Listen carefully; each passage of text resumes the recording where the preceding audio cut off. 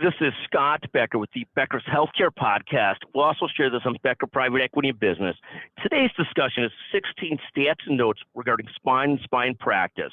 This is in preparation for a speech at the Seattle Science Foundation that we're giving later this week, and thrilled to have a chance to talk to spine fellows about the future of business and medicine in spine and orthopedics.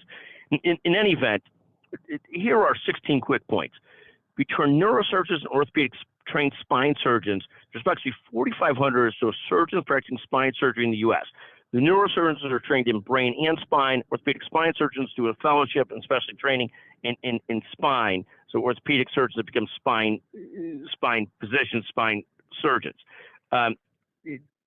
There are approximately 250, 350 surgery centers in the country where spine surgery is performed. Large movement of minimally invasive and less complex spine surgery in surgery centers into outpatient locations. 3, there are very few large spine practices. Large spine practices might have 40 or 50 physicians. 4, in contrast, there's a great number of huge orthopedic practices with 100 or more orthopedic physicians and many PE-sponsored orthopedic platforms, and only a small handful of PE-sponsored spine platforms. 5th, we're down to a spot where a very small percentage of spine surgeons, orthopedic surgeons, are truly independent, 7 to 9%, and that number is getting smaller. Constantly we hear of surgeons that are solo independent and just can't make that work anymore for a variety of reasons. Call, insurance coverage, staffing issues, the complications of reimbursement, everything else. It's made it very hard to thrive as a solo practitioner. 6th, 80+% of doctors are employed by health systems or hospitals in large corporate entities like Optum. That number is smaller in orthopedics and spine. 7 is if that number is 80% of general physicians, it's probably more like 60 to 70% in spine and orthopedics. 8th, pre-authorizations and payer challenges are often the hugest part of discussion among spine surgeons and the challenges of getting authorizations done. We see many spine surgery centers do poorly or do well depending on what's going on with their payers at a current period of time and how tough the payers are on pre-authorization and on contracting. 9th, some solo and even large spine groups remain out of Medicare, and also some remain out of network and totally self-pay. You got a mix of things going on, focused on commercial or out of network or self-pay, many choosing not to take care of Medicare patients because reimbursement is so poor.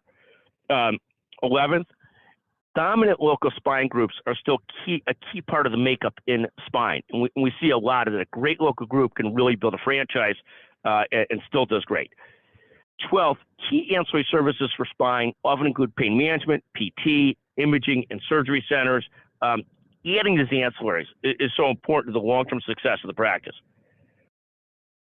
13th, independent practice requires great staff in back office and payer contracts, and often, as we discussed a moment ago, local market power. So you still see the dominant local spine group, often with the city in its name or what have you, or a local spine group that still can be dominant if it's large enough and strong enough.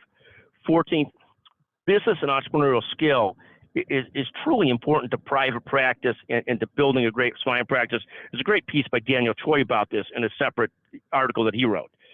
15th, Medicare payment often too low for spine surgery, and so that means many surgery centers don't even take care of Medicare patients. They work in less complex, younger patients, healthier patients, and so forth, versus on spine surgery for Medicare, focused on commercial, out of network, and others. In any event, these are 16 quick stats and notes regarding spine surgery and spine practice. We hope you enjoy this. Thank you for listening to the Becker Private Equity Business Podcast and the Becker's Healthcare Podcast. Thank you very much.